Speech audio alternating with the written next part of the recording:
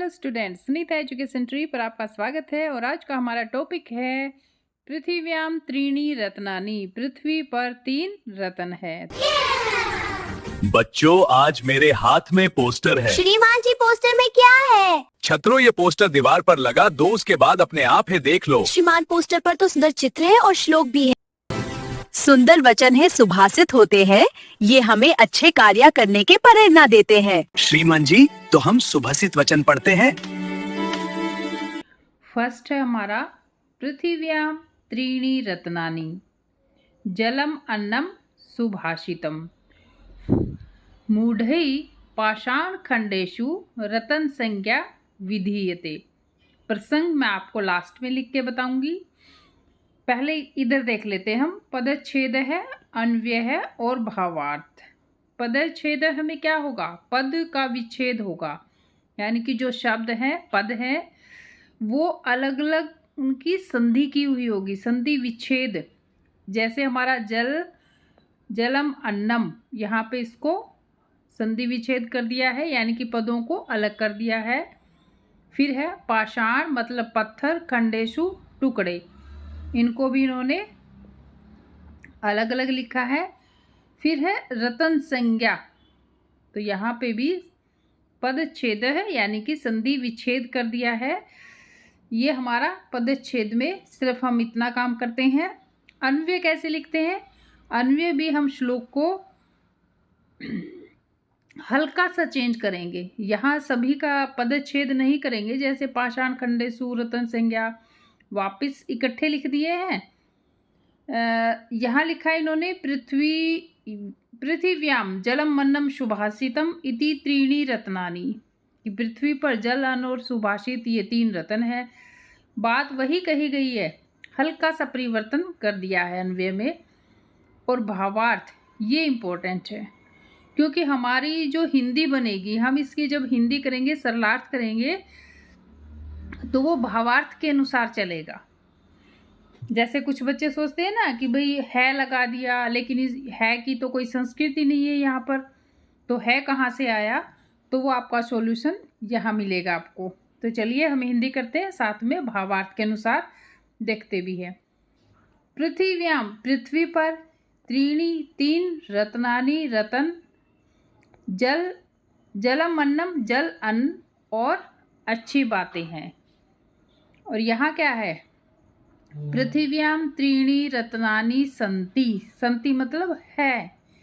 पृथ्वी पर 3 रत्न हैं। तानि, उनमें, रत्नानि, रत्नों में है। जलम अन्नम सुभाषितम च भवन्ति, उन रत्नों में जल, अन्न और मीठी बातें हैं। ठीक है, वही हमने यहाँ पे की थी, लेकिन हम सरलार्थ जब करेंगे ना व्याख्या, तो अब हम भावार्थ अनुसार करेंगे तो ज़्यादा बढ़िया रहेगी। कि फर्स्ट लाइन की क्या बनेगी कि पृथ्वी पर 3 रत्न हैं, जल, अन्न और अच्छी बातें। मूढ़ै, मूर्ख व्यक्ति, पाषाण खंडेशु, पत्थर के टुकड़ों को, रतन संज्ञा, रतन का संज्ञा मतलब नाम, विधीयते देते हैं या कहते हैं। कि मूर्ख व्यक्ति पत्थर के टुकड़ों को रतन का नाम देते हैं या रतन कहते हैं। अब भावार्थ में देखते हैं। किंतु मूर्ख जनाः, मूर्ख व्यक्ति, अब यहाँ पे मूढ़ै था, तो अकेला हम सोचते हैं ना बच्चे कि मूढ़ै, मूर्ख व्यक्ति, व्यक्ति की संस्कृत कहाँ है? तो वो भावार्थ में है, यानी कि कुछ हमें अपनी ओर से लगानी होती है उसको अच्छे से एक्सप्लेन करने के लिए। मूर्ख जनाः, जनाः मतलब लोग, मूर्ख लोग, तू पाषाण खंडान, पत्थर के टुकड़ों को, रत्नानि इति वदन्ति, वदन्ति मतलब कहते हैं। मूर्ख लोग तो पत्थर के टुकड़ों को ही रतन कहते हैं। ठीक है, अब हम हर श्लोक का जो पदच्छेद है, अन्वय और भावार्थ नहीं करेंगे, आपको इसी अनुसार उनको भी समझना है। और हिंदी जब आप करेंगे, यानी कि सरलार्थ करेंगे, तो आप भावार्थ के अनुसार करेंगे, तो आपका सरलार्थ जो है वो ज़्यादा अच्छा रहेगा। तो एक बार फिर से बता देती हूँ मैं। पृथ्वी पर 3 रत्न हैं, जल, अन्न और अच्छी बातें। मूर्ख लोग पत्थर के टुकड़ों को रत्न का नाम देते हैं। यानी कि हमारे जीवन के लिए आवश्यक चीज़ें कौन सी है? जल, अन्न और अच्छी बातें। लेकिन मूर्ख व्यक्ति जो है वो पत्थर के टुकड़ों को रत्न का नाम देते हैं, यानी कि कीमत से आंकते हैं। अब सेकंड है हमारा अयम निज है, यह निज मेरा है। परो वेति दूसरे का है। गणना ये जो गिनती है, लघु छोटे, चेत साम हृदय वाले या दिल वाले लोग करते हैं। क्या? कि यह मेरा है, यह तेरा है।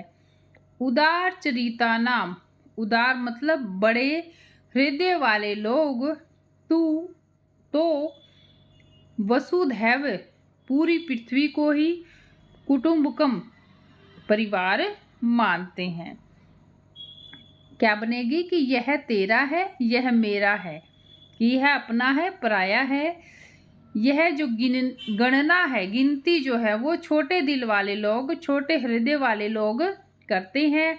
बड़े हृदय वाले लोगों के लिए तो ये पूरी पृथ्वी ही उनके परिवार के समान है।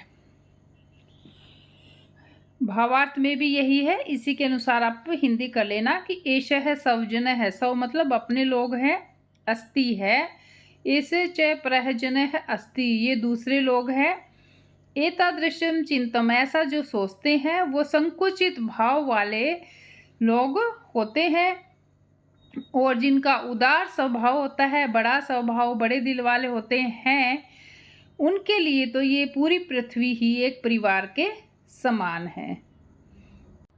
नेक्स्ट है हमारा अपि स्वर्णमयी लंका नैमे लक्ष्मण रोचते, जननी जन्म भूमिश्च स्वर्गाद अपि गरीयसी। चलिए हम इसको भावार्थ से करते हैं तो आपको अच्छे से समझ आ जाएगा। श्री राम है लक्ष्मणम कथयति, ये जो श्लोक है हमारा, ये किसने किसको कहा है? श्री राम ने लक्ष्मण से। कि श्री राम ने लक्ष्मण से कहा, यत हे लक्ष्मण है, कि हे लक्ष्मण, यद्यपि लंका स्वर्णमयी अस्ति, कि लंका जो है वो सोने की है, तथापि फिर भी लंकायाम निवास है न मह्यम रोचते, कि लंका में रहना मह्यम मुझे रोचते रुचिकर या अच्छा नहीं लग रहा है। यतः जननी जन्म भूमि है च इति द्व्यम स्वर्गात अपि श्रेष्ठम अस्ति, क्योंकि जननी माता और जन्म भूमि जहाँ पर जन्म हुआ है वो दोनों ही स्वर्ग से भी श्रेष्ठ या उस स्वर्ग से भी बढ़कर है। अतः मातृभूमौ निवासम उचित है, इसलिए मातृभूमि पर रहना ही उचित है। ठीक है, अब आया ना समझ में? यहाँ भावार्थ से यदि आप करोगे तो ज़्यादा सही रहेगा। अब नेक्स्ट है हमारा पुस्तक स्थातु या विद्या पर हस्तगतम धनम कार्ये काले समुत्पन्ने न स विद्या न तद धनम। अब यहाँ पे क्या कहा गया है कि पुस्तक में लिखी हुई विद्या और दूसरे के पर मतलब दूसरे के हस्त हाथ में गया हुआ धन कार्य काले समय आने पर, यानी कि समय के आने पर या किसी समस्या के उत्पन्न होने पर, न सा विद्या न तद धनम, न तो वो विद्या काम आती है और न ही धन। क्या कहा जा रहा है? इसका मतलब है कि किसी के पास बहुत सारी पुस्तकें हैं लेकिन उसने उनको पढ़ा नहीं, समझा नहीं, तो क्या होगा? एग्जाम्स के टाइम, परीक्षा के समय जो है वो पुस्तकें काम नहीं आएगी। क्या काम आएगा? जो आपकी बुद्धि में है, जो ज्ञान है आपके पास, जो ज्ञान है दिमाग में, वही काम आएगा। और इसी तरह आपने किसी को धन दिया, चाहे कितना ही दिया हो, लेकिन यदि वो दूसरे के हाथ में है, जब आपको उसकी आवश्यकता है तब वो आपके काम नहीं आएगा, क्योंकि वो दूसरे के पास है। वो आपको कब देगा, कैसे देगा, ये आप नहीं जानते। लेकिन यदि हमारे पास ज्ञान है तो परीक्षा में काम आएगा, हमारी बुद्धि में है, और हमारे हाथ में पैसा है तो हम उसको जब चाहे जैसे चाहे यूज़ कर सकते हैं। इसलिए कहा गया है कि पुस्तक में लिखी हुई विद्या और दूसरे के हाथ गया हुआ धन समय आने पर यानी कि अवसर आने पर न तो वो विद्या काम आती है और न ही धन, यानी कि अपने पास जो भी है वही काम आता है। उसके बाद हमारा अभ्यास कार्य स्टार्ट हो गया। तो अभी आप प्रसंग देख लीजिए, यहाँ से लिख लीजिए, इसको याद कर लीजिए।